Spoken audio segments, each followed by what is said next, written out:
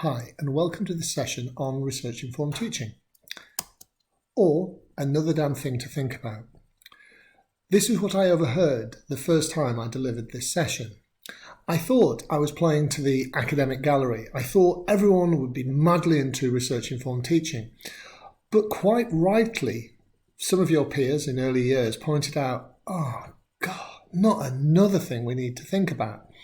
And that brought me up sharp. It made me realise that in many ways research-informed teaching is just one of the factors that informs our teaching, and perhaps overemphasising it may be misguided and may create a situation where we are prizing research-informed over other factors that inform our teaching. So that's the first thing I had to do. I had to learn to reframe based on feedback from earlier years. In this session, what we want to do is discuss the nature and value of research-informed teaching, provide a basic outline of the different types of research-informed teaching, place research-informed teaching in a context of your pedagogical practice, and provide an opportunity to enhance research-informed teaching in your own practice. Now, obviously, I designed those for a face-to-face session. Now, they remain within this, and there are various tasks through these screencasts and the opportunity via the Zoom room to discuss these. So I think it will still work, and it will still have the same basic structure that we would have had in face-to-face, but you get my face and voice in the corner of the screen rather than live. Where would I have started it? I wanted to start us with a quick question, a little Google poll. And those questions were, do you employ research-informed teaching? Yes, no, not sure. Because that's the first thing. I need to understand from you, where's your perspective? Do you definitely own research-informed teaching? This is what you do. Do you not do it? Do you actively not do it? Or are you simply unsure? Subsequently, there were 4 further follow-ups. And you can agree with these as many as you like. Application of your or colleagues' research. So that's research-informed teaching. You take your own research, you take people in the department, and you apply it to what you're doing. Applying pedagogical research to designing of your sessions. In other words, you take the whole of this course and you use the research that underpins it, the evidence base, to change how you teach. You co-research, or you direct the students to actively research. That's research-informed teaching. And finally, application of the best discipline research to design your course and session. You could call that the canon of literature for your area, the canon of research that you draw on to create your area. Of course, I put the other in there just in case people have another perspective. Now, obviously, when I'm doing this, you haven't filled in this poll. So what I've got here are the responses from the prior years on doing their research-informed teaching. What did I find out last year? Well, I found out the vast majority of the group, 82%, do consider themselves to do research-informed teaching, but almost a fifth, 17%, were unsure. They weren't quite sure what was going on with regards to their research-informed teaching. When it came to those subordinate questions, most people viewed themselves that they applied the pedagogical. They saw themselves as pedagogically using research to structure their teaching so it was sound and of the latest and best approaches. 41% were getting students as co-researchers. Others were using the academic discipline, 64%. The majority of you, 64%, were colleagues. You were using your own research.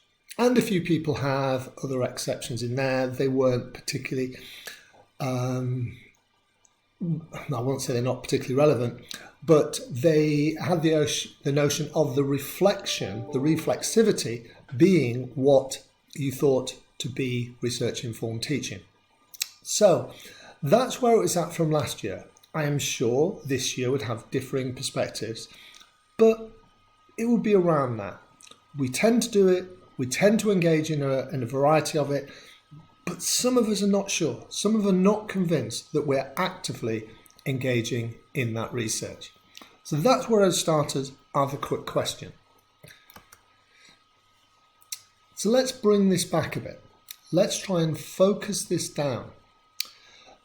The Teaching Excellence Framework refers to research-informed teaching as the learning environment is enriched by linkages between teaching and scholarship, research or professional practice. What I think's been got at here is the notion that there is an interplay between that we may engage academically and that which we may have as practice and or research.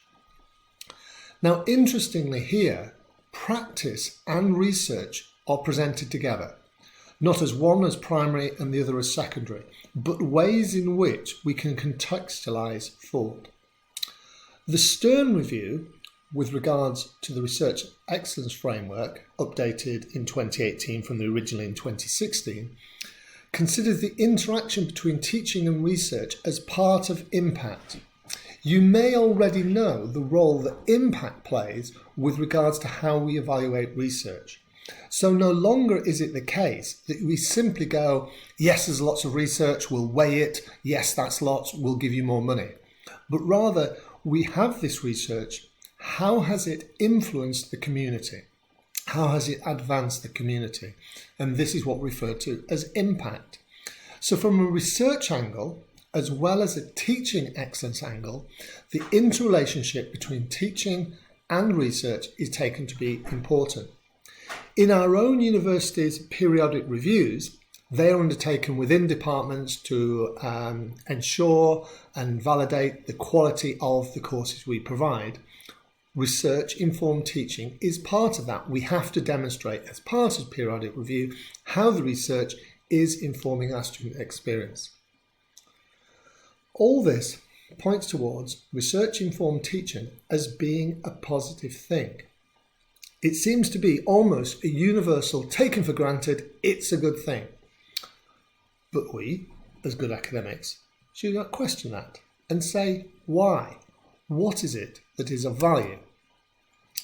Now again, if we were doing this live, I would have thrown it back to you with some simple questions. Firstly, what is the impact on the students? What are the benefits? Here I'd have you focusing on the level, the course, the discipline, the module, the topic. Because research-informed teaching may not equally apply to all areas. I then split up another group to the academic research. Is it really the case that academic research benefits from students, benefits from the interaction with teaching? And finally, the broader culture. What is it to be part of an academic environment? Is this where research-informed teaching really comes into play? Now I'll take the first cut point at that and come back and begin to unpack those. Okay, see you in a moment.